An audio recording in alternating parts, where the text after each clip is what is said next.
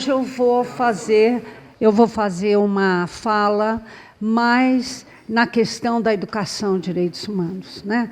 E um outro dia a gente conversa sobre a educação para a paz de uma maneira mais profunda, né? Para que todos nós possamos discutir, avaliar, trocar ideias, né? Sobre essa questão. Então, eu gosto de partir da ideia da educação como direito humano, né? Ela é um direito a ser reconhecido como sujeito de direitos, direito a ser educado em direitos, não é? E direito a ser educado como sujeitos de direitos, né? Então, dentro da nossa concepção da educação em direitos humanos, o nosso papel principal é formar sujeitos de direitos. A educação, ela sempre deve estar orientada para o pleno desenvolvimento da personalidade de cada pessoa, a dignidade, o respeito aos direitos humanos, o pluralismo de ideias, pluralismo político, ideológico, numa convivência pacífica, não é? De troca de saberes e de propostas. As liberdades fundamentais, sem elas nós não conseguimos sobreviver numa sociedade democrática, não é? E a promoção da justiça social e a construção da paz.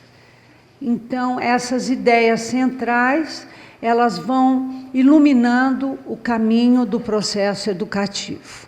Nós temos, na América Latina, um grande pensador que se chama Abraham Mackenzie. Ele deve estar hoje com 85 anos, ele é pioneiro dos estudos da educação e direitos humanos na América Latina, fez uma pesquisa sobre a educação e direitos humanos em 18 países, inclusive o Brasil, e uma orientanda do mestrado que tive, Vanessa Alves Carneiro, ela fez então o estudo do Brasil na educação e direitos humanos, dentro dessa linha que o Instituto Interamericano de Direitos Humanos fez para promover a educação e direitos humanos na América Latina. Então, o Mackenzie diz, o que é essa educação e direitos humanos, né? É uma prática educativa que se funda no reconhecimento, na defesa, no respeito e promoção dos direitos humanos e que tem por objeto desenvolver nos indivíduos e povos as máximas capacidades como sujeitos de direitos e oferecer-lhes as ferramentas e elementos para fazê-los efetivos.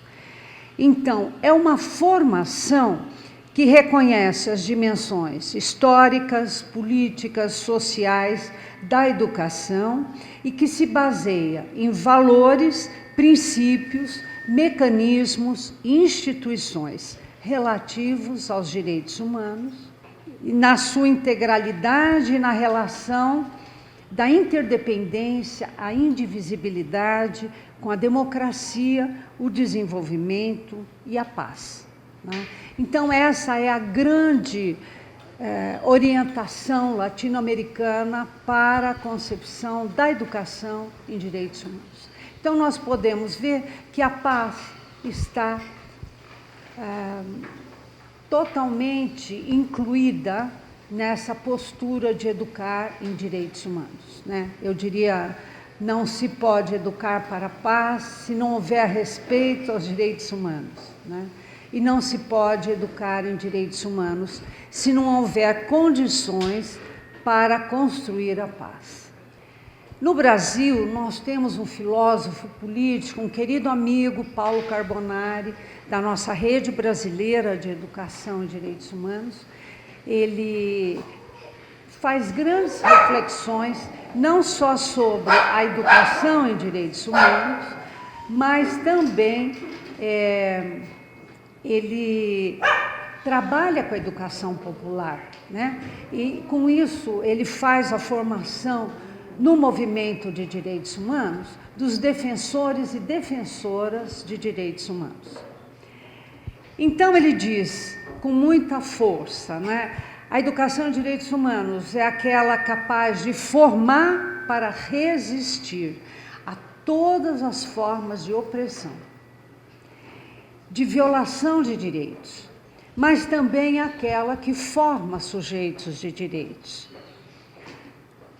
que são capazes de solidariamente viabilizar as melhores condições para que todos e todas possam viver concretamente os direitos humanos permanentemente. Ou seja, é uma formação que permite se libertar da opressão, da dominação, da exclusão e seguir lutando pelos direitos humanos. Porque eles nunca são, direitos humanos não é uma conquista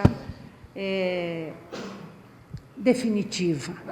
Ele é sempre motivo para ser perdido e ser reconstruído, como nós podemos observar aqui no Brasil nos últimos anos, né? O que sofremos no governo Bolsonaro e como estamos reconstruindo, né? Com muito esforço, né? E muita solidariedade a educação em direitos humanos.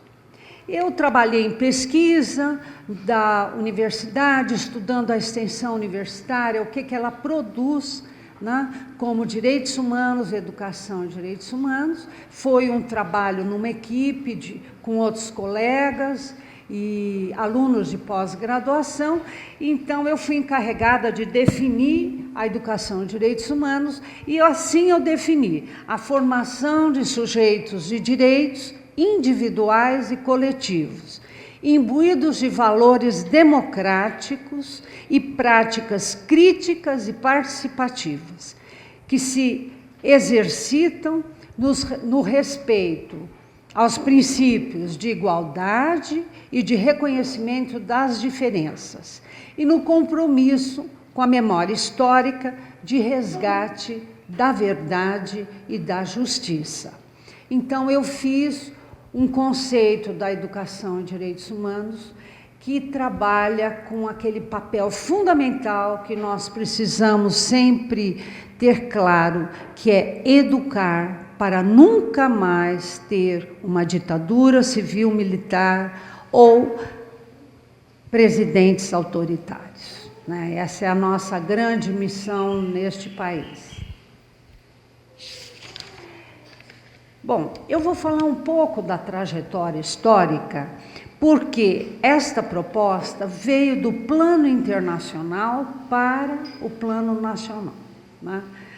Então, o começo de tudo é a famosa Declaração Universal dos Direitos Humanos, de 1948, né? Pós-guerra, pós-Segunda Guerra Mundial, depois do horror do Holocausto aos judeus, né? Não só aos judeus, aos ciganos, aos comunistas, aos negros, à população LGBT, né? Foi um holocausto coletivo. Enfim, então a declaração, ela diz que o direito à educação, ele tem que ter em vista o pleno desenvolvimento da personalidade humana e do fortalecimento do respeito pelos direitos do homem e pelas liberdades fundamentais.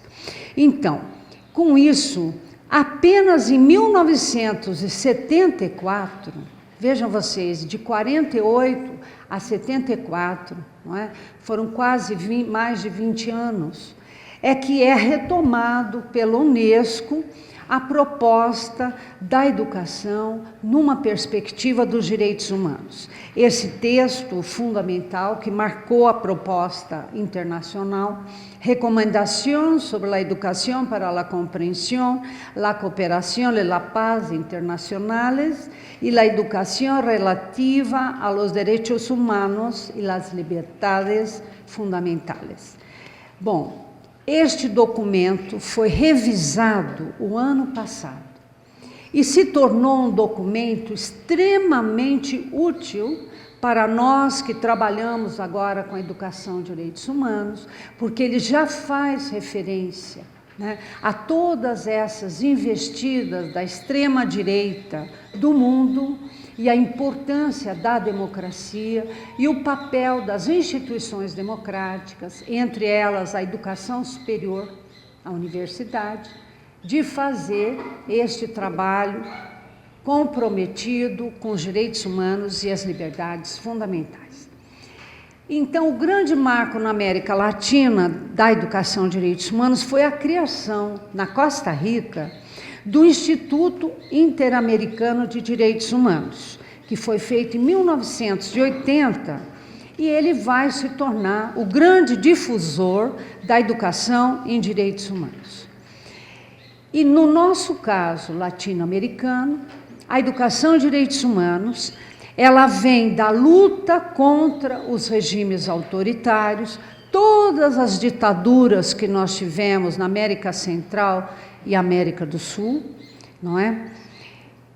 E esta luta pela redemocratização, onde as práticas da educação popular foram extremamente importantes, seja dos centros de direitos humanos, seja dos projetos da extensão universitária, não é?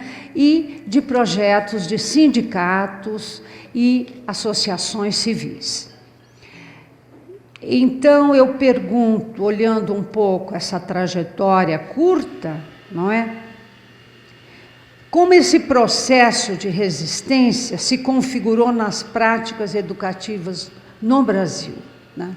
Então, aqui nós tivemos, nos anos 1980, a defesa e a promoção dos direitos humanos, que foi feita na formação de educadores populares e também a nível do ensino formal das universidades, especialmente em seminários, cursos, oficinas,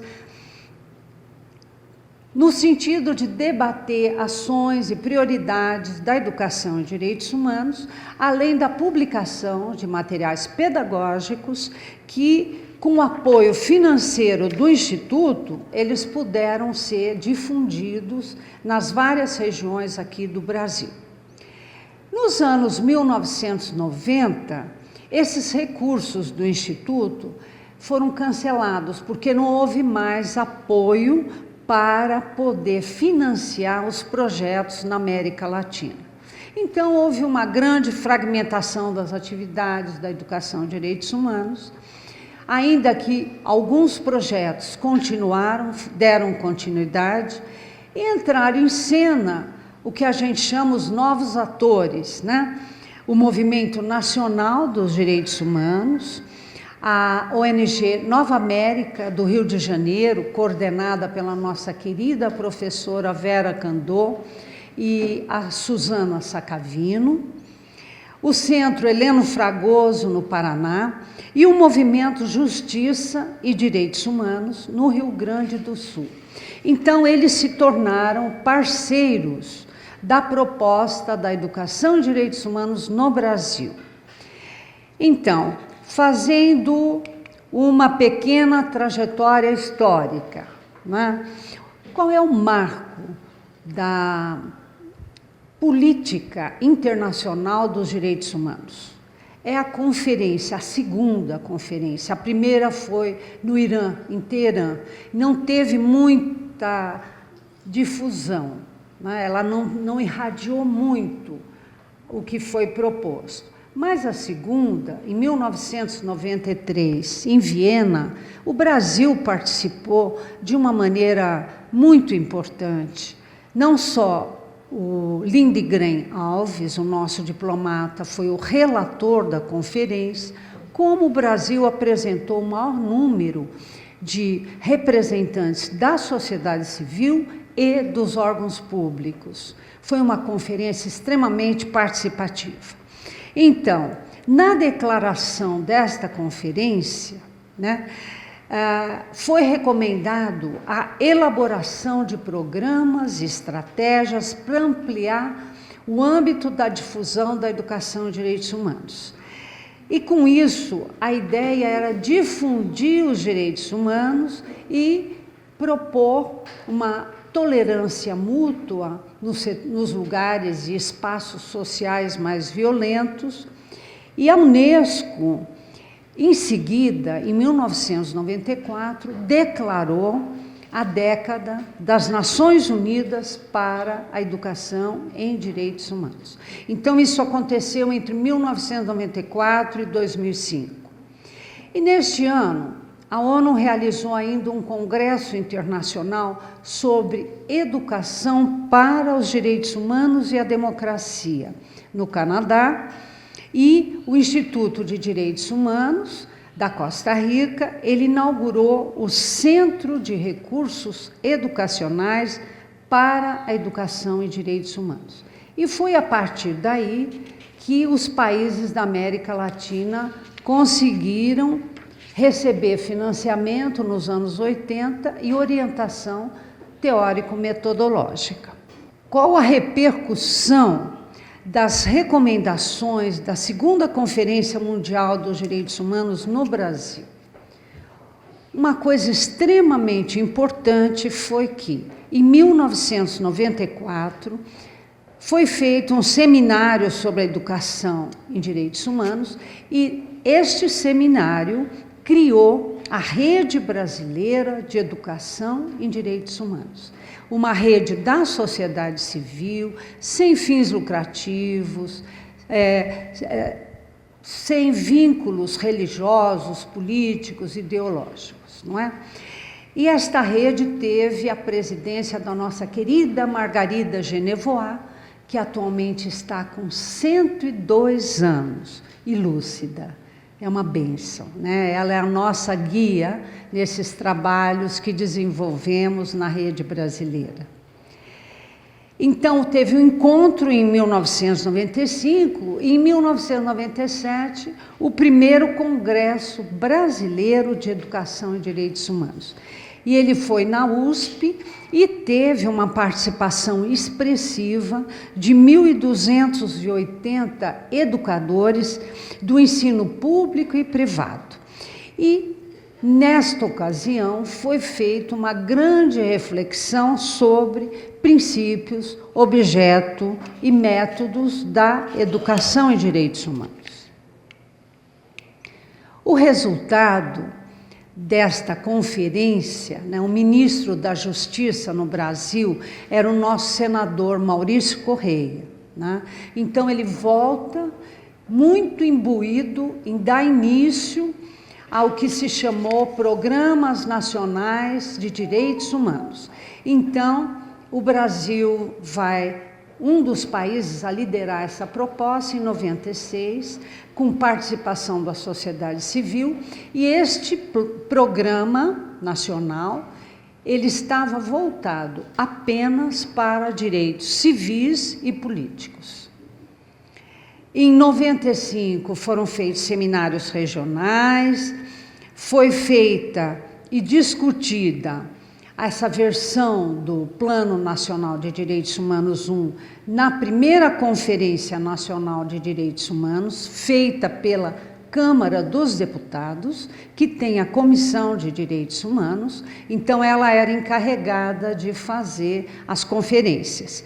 E com isso, então, foi lançado em maio de 1966 este programa nacional, dando políticas de proteção, direito de liberdade, direito à vida, para grupos sociais específicos e vulneráveis, mulheres, crianças e adolescentes, indígenas, população negra.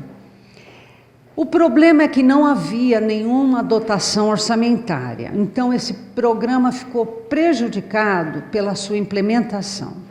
Em 96 também, todos os educadores lembram, foi lançada finalmente, depois de uma longa discussão no Congresso, a Lei de Diretrizes e Bases da Educação, e ela prescrevia a educação e cidadania, né? Articulando todo o processo educativo com a formação para a cidadania.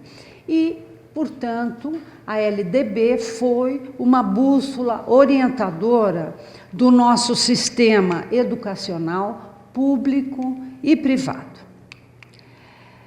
Com o primeiro programa nacional, o Ministério da Justiça, então, faz a criação do que se chamou a Secretaria Nacional de Direitos Humanos. Dentro do Ministério da Justiça, não é? Em 2003, já no governo Lula, ela se chamou Secretaria de Estado de Direitos Humanos, e em 2010, finalmente, ganhou status de ministério como Secretaria de Direitos Humanos da Presidência da República. E neste ano de 97, então, foi criado pelo MEC os parâmetros curriculares nacionais, que articulava a educação cidadania, né, e trabalhando com os direitos políticos, civis, sociais, econômicos e culturais, pautado em valores, atitudes e práticas que visavam a cooperação, a solidariedade, respeito e o combate às injustiças. Na quarta conferência de Direitos Humanos, que foi em 1999, foi feita toda uma discussão sobre o PNDH-1, não é?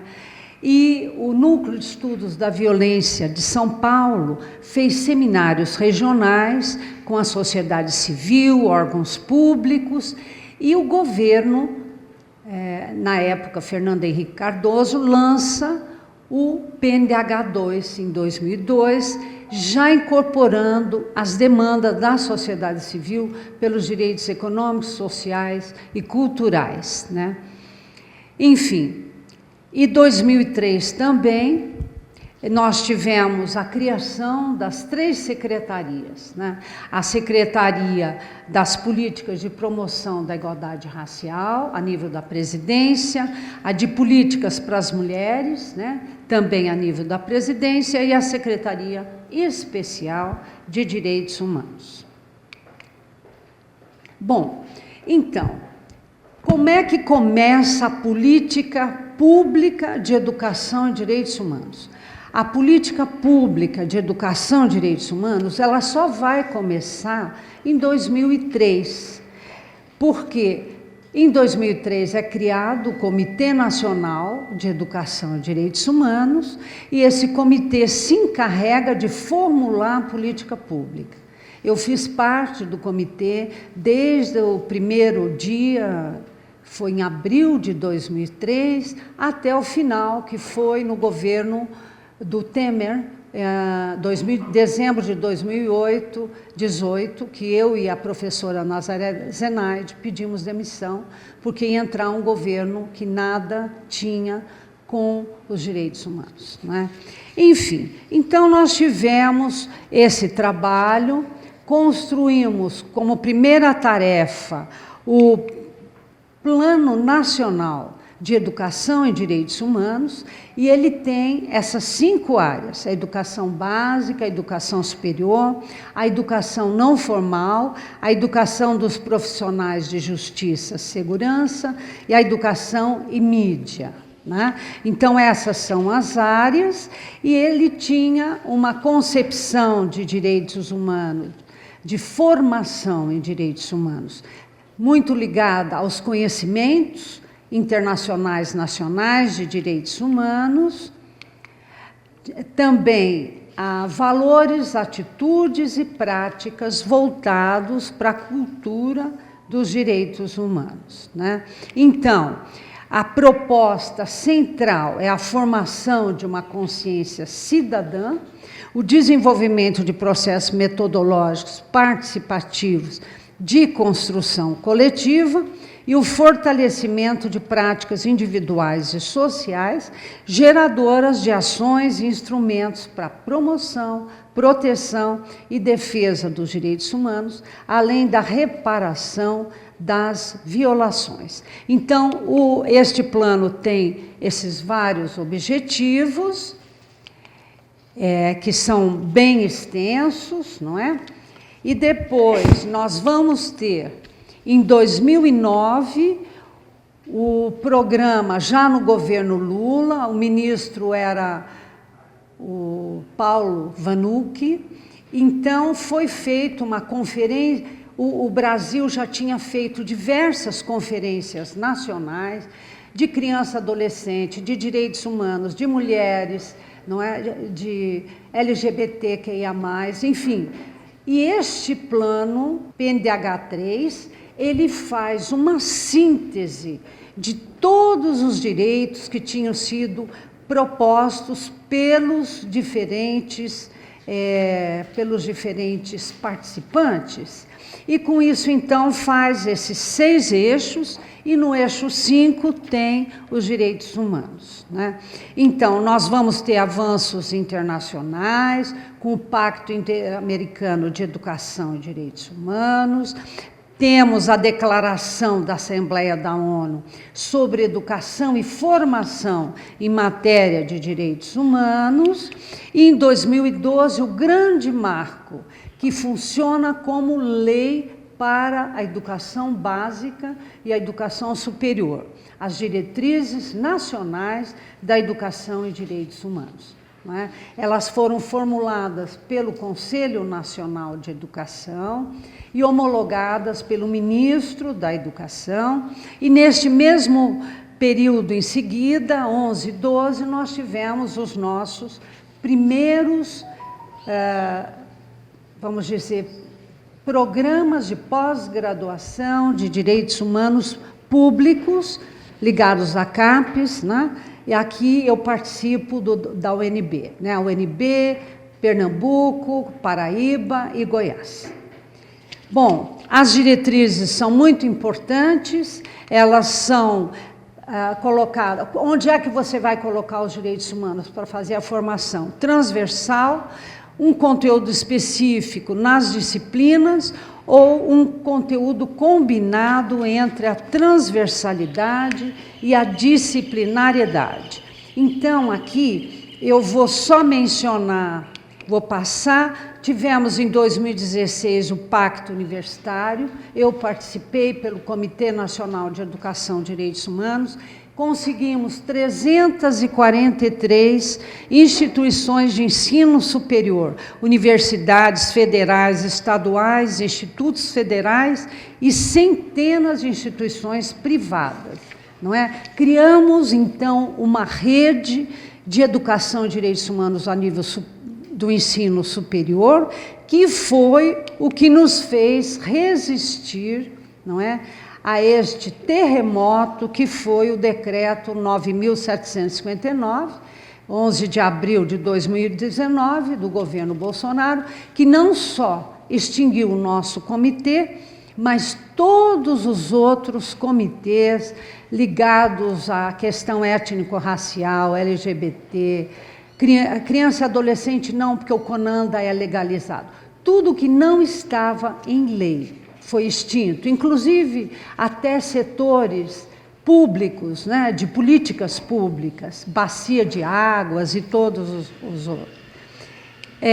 Em 2020, nós temos a recriação da Rede Brasileira de Educação e Direitos Humanos para poder resistir a todos os ataques do governo Bolsonaro à educação, à cultura e aos direitos humanos. Então, recriamos, hoje estamos com mais de 1.000 associados e mais de 70 entidades, fizemos o primeiro encontro nacional em 2020, o segundo em 2021, o terceiro, em 22, fizemos 6 encontros regionais, e em 23 encontros estaduais, e também o ano passado, e este ano nós estamos com encontros regionais e fomos convidados pelo Ministério de Direitos Humanos para fazer a revisão do Plano Nacional de Educação em Direitos Humanos.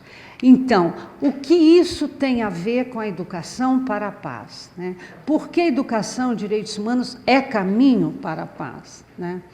Ainda que a educação para a paz no Brasil não tem uma definição de princípios a nível nacional, o importante é saber que as ações educativas estão sendo feitas nas escolas públicas, privadas e na educação superior, com base na proposta da Unesco da cultura de paz, que a Unesco definiu como um conjunto de valores, atitudes e comportamentos que promovem a convivência pacífica, a justiça, a igualdade, com base na tolerância, no respeito aos direitos humanos e a solução não violenta dos conflitos, né? Então, ela é um processo educativo contínuo e permanente, pautado no conceito da paz positiva e na perspectiva criativa e positiva dos conflitos. Há uma relação intrínseca entre a paz e a justiça social que tem a ver com toda a promoção e efetivação dos direitos humanos, né? Como dizia Paulo Freire, a paz se cria, se constrói na e pela superação de realidades sociais perversas. A paz se cria, se constrói na construção incessante da justiça social. Por isso, não creio em nenhum esforço chamado de educação para a paz, em lugar de desvelar o mundo das injustiças, o torna opaco e tenta miopizar as suas vítimas. Então, a educação para a paz e direitos humanos é esta educação participativa, crítica, de formação de sujeitos de direitos. E ela tem objetivos muito claros que coincidem com os objetivos da educação em direitos humanos. A visão crítica, atitude participativa, dialógica, solidária, trabalhar para humanizar os espaços de convivência. Então, eu gostaria de finalizar de dizer que elas são complementares. A educação em direitos humanos é fundamental para garantir a educação para a paz, e a educação para a paz é uma conquista que a educação em direitos humanos pretende alcançar. Então, eu quero finalizar, né, com as palavras do nosso presidente, né, agora, no dia 3 de agosto, o Lula disse: este nosso país é um país de paz.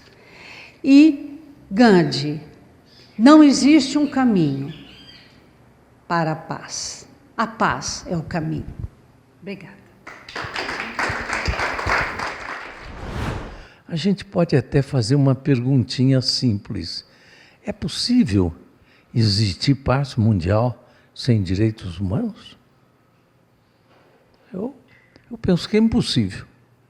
Nunca nós teremos uma humanidade de paz, de entendimento, de simpatia, de companheirismo, de amor, sem justiça social.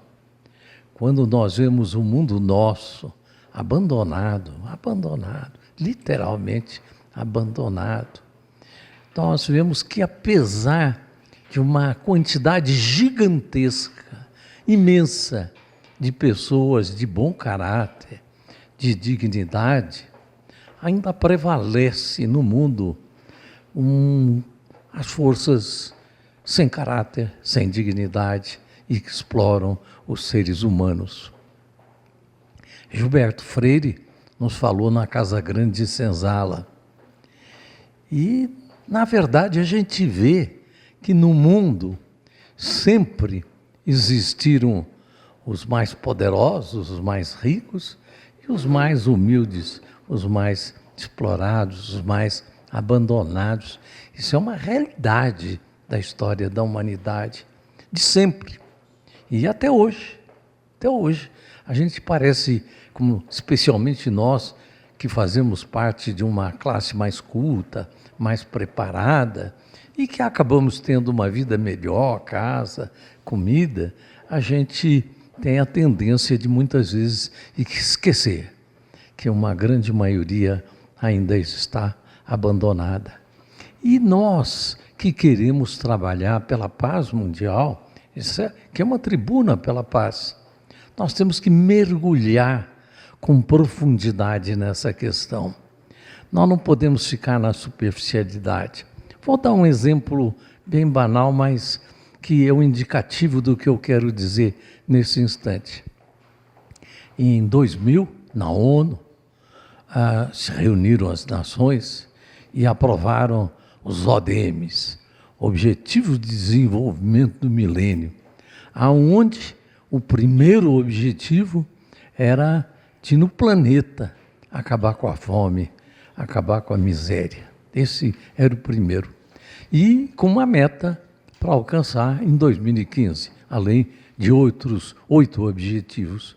Mas quando chegou em 2015, eles perceberam que continuava tudo mais ou menos igual, que deu uma melhoradinha aqui, outra lá, mas no seu âmbito geral não foi alcançada a meta. Aí então, o que fizeram?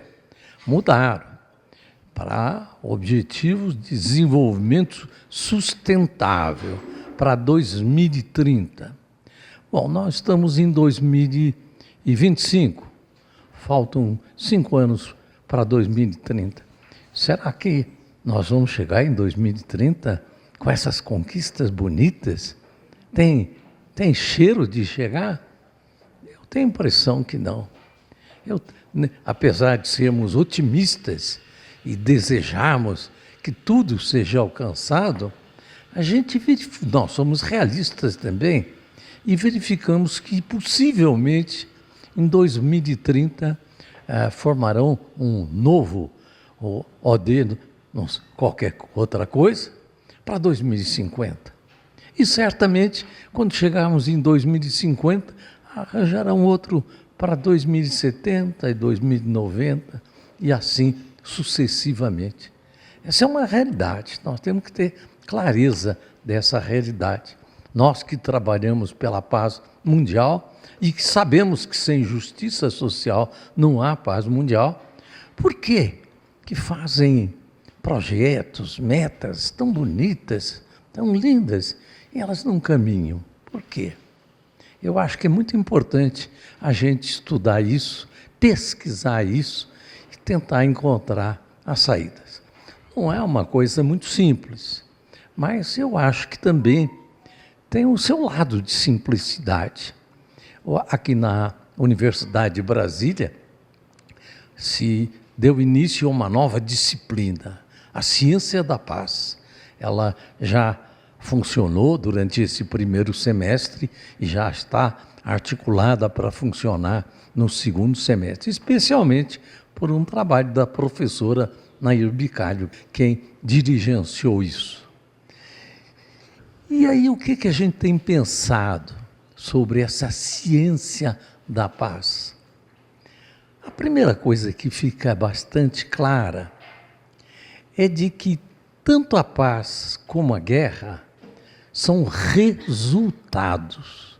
São resultados de quê? De comportamentos. Tem comportamentos que levam à paz, tem comportamentos que levam à guerra.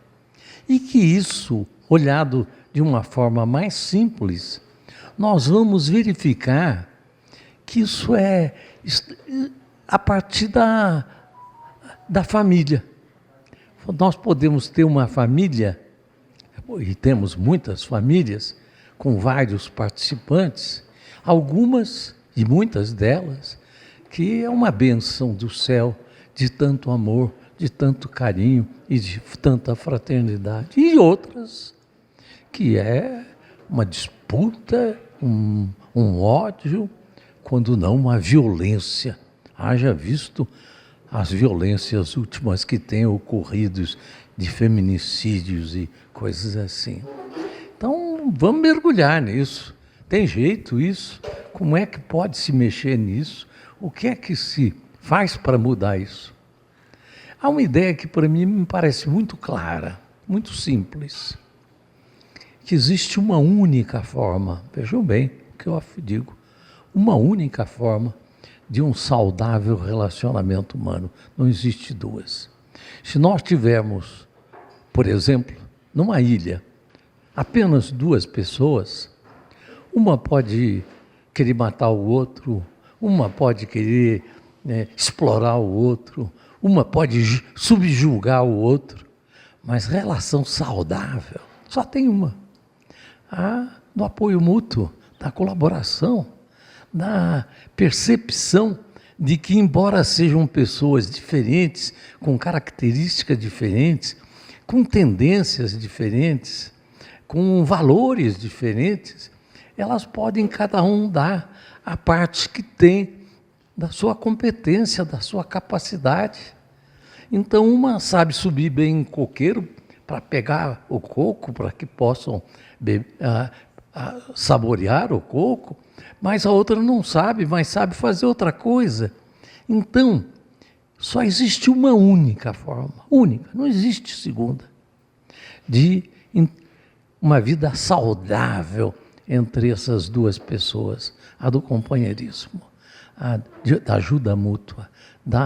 Isso a gente pode perceber na vida de cada um de nós. A sabedoria cósmica nos fez com cérebro, coração, pulmão, intestino, sistemas, órgãos, tanta coisa que nos fez, mas todos trabalham em cooperação.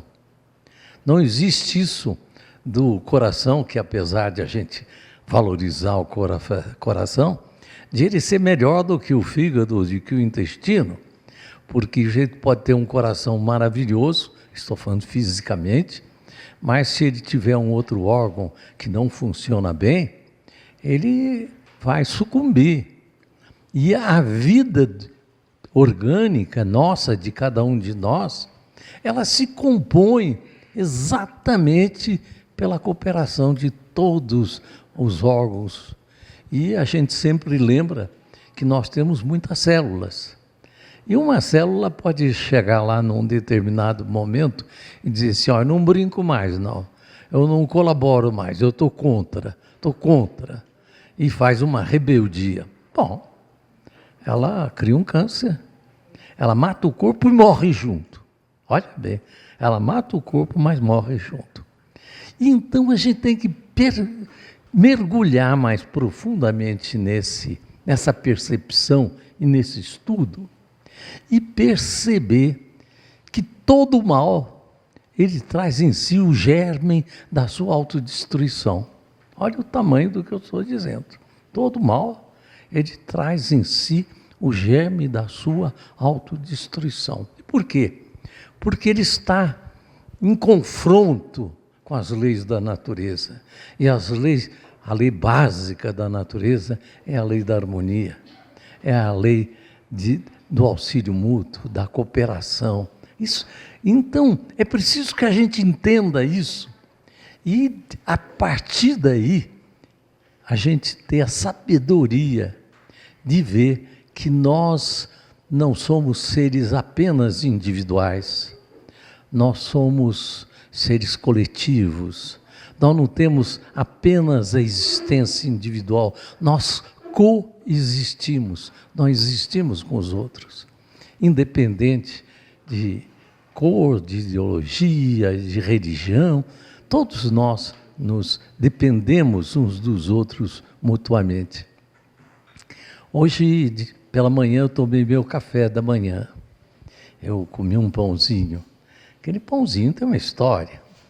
Primeiro, o trigo que foi feito, ele foi, durante gerações, séculos, milênios, plantado e replantado por milhares, se não milhões de pessoas, para que o trigo chegasse até nós.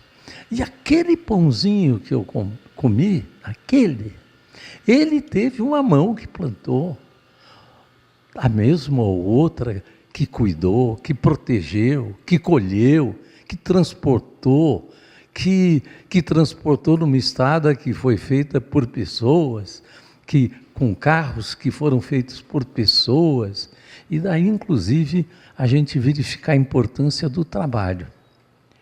Porque 1 tonelada de ouro ou 10.000 toneladas não tem o poder de fazer nada. Ela tem o poder de comprar o trabalho. E por isso, o trabalho é a base da existência. A roupa que todos nós vestimos, o sapato que temos, esse prédio que aqui estamos, os professores que tivemos, as escolas, é fruto do trabalho de milhares, milhões de pessoas. Isso sem falar nos pensadores. Nós estudamos Sócrates, Pitágoras, Plutarco, Porfírio, tantas figuras ilustres que trouxeram luzes para nós, e nós temos que ter a clareza de que a vida é coletiva. E a vida coletiva, ela depende de relações saudáveis. E relação saudável só existe uma, não existe duas. Que é, posso dizer, numa palavra mal interpretada e mal usada, amor. Amor. Eu quero pedir a todos vocês, especialmente os envolvidos com educação, aqueles que têm poder político, poder de alcançar as políticas públicas, para defenderem a Lei 11.645, que é a lei que obriga todos os estabelecimentos de ensino público e privado a lecionarem os temas da cultura dos povos originários e dos povos de matriz africana. Se é verdade que o IBGE diz que somos, hoje, no Brasil, 56% pretos e pardos, não é admissível que não se ensine a cultura dos povos de matriz africana nas escolas.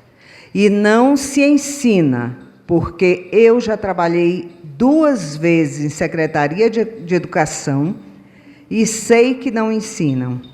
Sei também que a grade curricular elaborada pelo INEP, elaborada pelo Estado, não contempla essas culturas.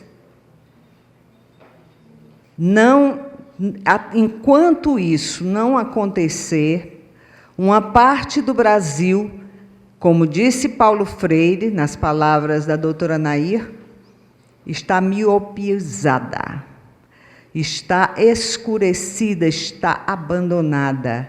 A história dos povos de matriz, os povos originários e a história dos povos negros e pardos está obscurecida. Eu queria pedir a todos encarecidamente que não se esqueçam disso, porque disso também faz parte dos direitos humanos. Muito obrigada. Eu trabalhei no grupo, ajudei a formar um grupo, que a gente atuou por pouco tempo aqui nas escolas do DF, Xirê, o grupo chamava Xirê Odara. E a ideia de nós professores era exatamente passar nas escolas para sensibilizar, principalmente diretores, coordenadores dessas escolas e professores da importância da lei. A lei é sempre uma nobre, quase sempre, né? Uma nobre e distinta senhora que precisa de proteção, porque senão ela vira letra morta.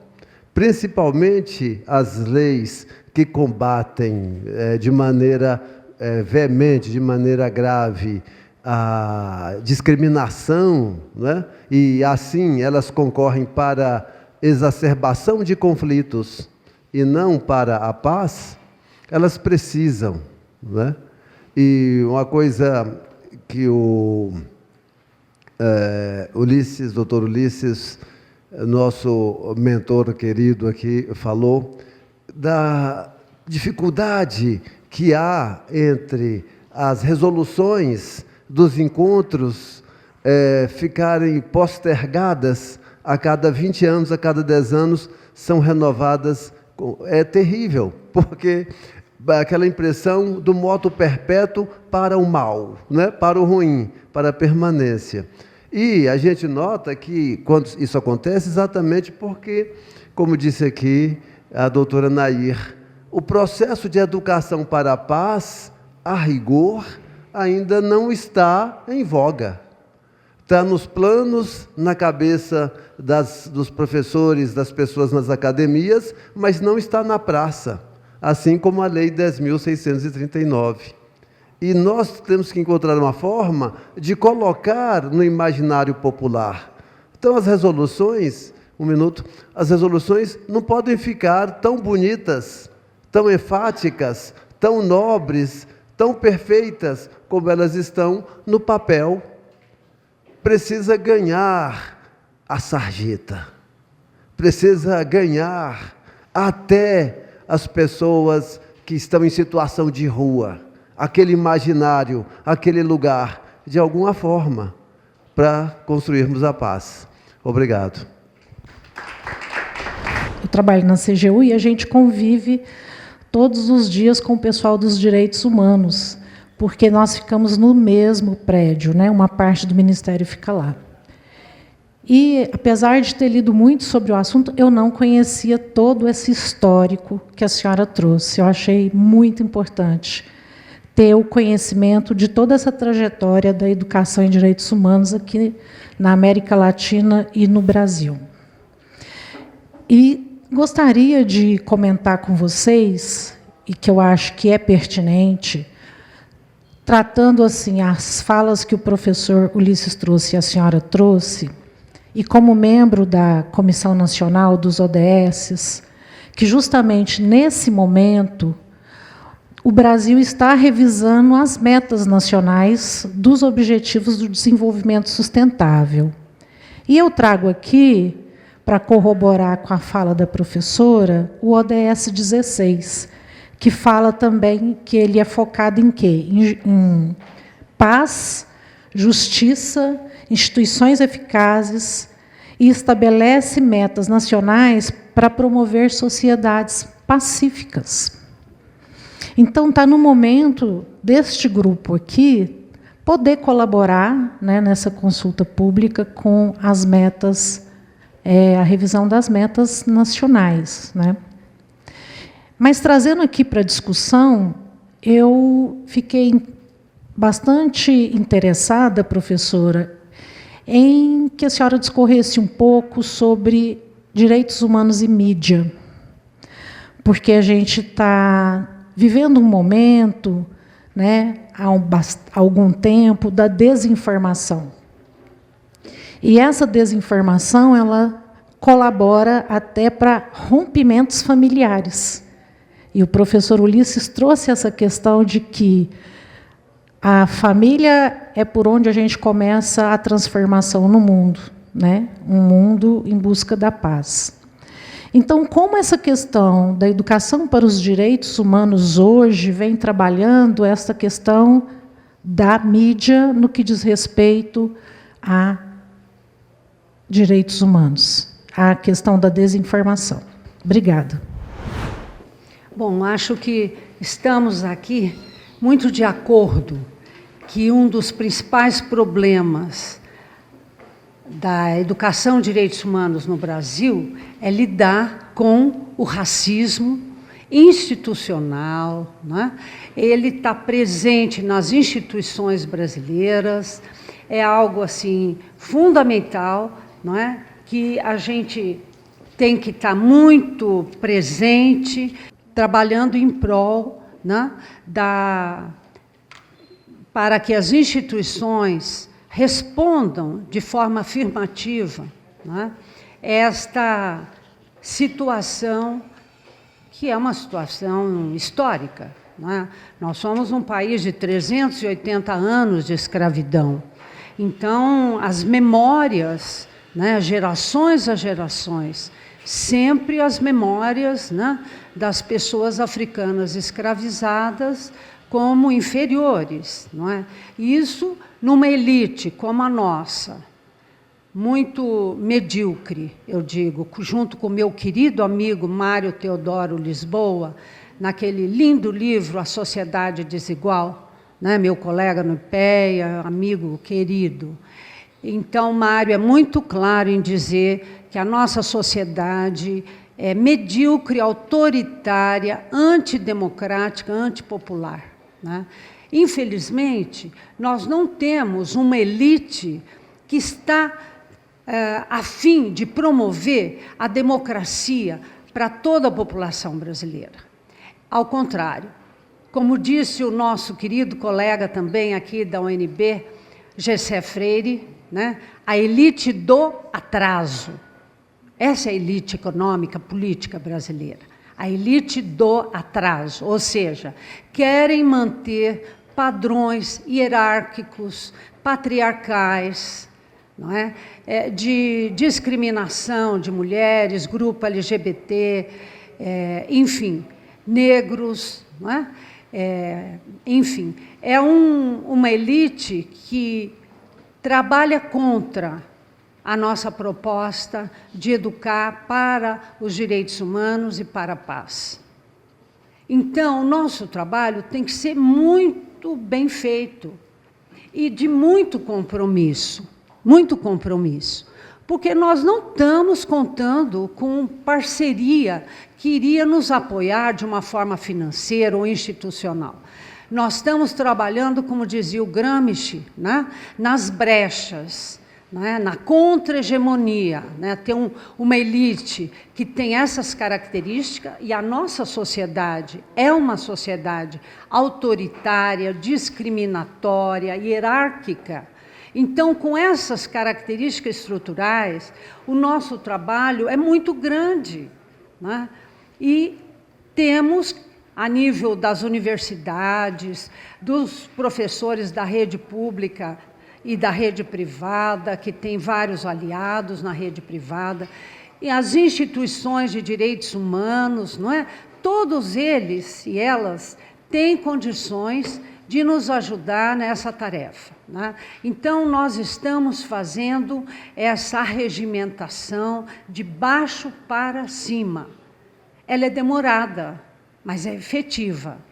O dia que a gente conseguir trazer, não é, a população brasileira, especialmente grupos vulnerabilizados, coletivos, classes sociais, não é, a classe social trabalhadora, o dia que a gente conseguir fazer uma grande aliança pela democracia, pelos direitos humanos, não é, e pela paz, nós vamos conseguir quebrar essa estrutura que está institucionalizada na nossa sociedade, nas elites, que são aquelas que hegemonizam o modo de pensar da sociedade, não é? Então, nós temos um grande trabalho, e eu agradeço aqui as contribuições que a Jo deu, né, na questão da grade curricular, né, que acaba ficando o dia do zumbi, o dia da consciência negra, né? A escola faz um evento, e não uma formação, né? E a questão da história e da cultura afro-brasileira, indígena, é fundamental, leis já consagradas e que realmente têm que enraizar o trabalho dos educadores brasileiros. O Vasco também, você retomou a questão, não é, Vasco? E, realmente, o imaginário popular fica muito corrompido por essas artimanhas que a elite faz, né, com as redes sociais. Mentiras, invertem as informações, não é? São várias maneiras manipulativas de falar como se fosse verdadeiro, como se fizesse parte da nossa história e da nossa vida social e cultural. Então, este é um grande trabalho. Quem perguntou aqui pela mídia, né, foi a Maria Rita, né, Maria Rita? Perguntou o papel da mídia, né? Olha, todos os 15 anos que eu fiquei no Comitê Nacional de Educação e Direitos Humanos, o único setor que não respondia às nossas propostas era a área da comunicação, junto com, quer dizer, também as Forças Armadas. Não nos deram nenhum espaço para dialogar, né? Houve até uma campanha que foi feita, em São Paulo principalmente, né? Uma campanha, eu não me lembro bem, tinha um mote, né? Quem é pró-cidadania, não... Tinha algo, era um mote que fizeram, né? Essa campanha lá em São Paulo foi importante. Tivemos, sim, a criminalização de alguns responsáveis por canais de TV, né? Houve alguma punição, mas a mídia corporativa, como vocês estão acompanhando, sabem bem, o que ela faz? Ela simplesmente expressa aquilo que vem dos seus senhores, que são os donos dos meios de comunicação a nível internacional, né? Que manipulam, mentem, simulam, né? Omitem, né? Várias notícias importantes. Então, espero que estejamos todos juntos para este trabalho coletivo, não é? Muito de baixo para cima, né? A partir dessa plataforma que a educação popular nos coloca em contato com os grupos, né? Os coletivos das periferias das cidades e de toda essa população marginalizada, excluída, oprimida do Brasil. Obrigada.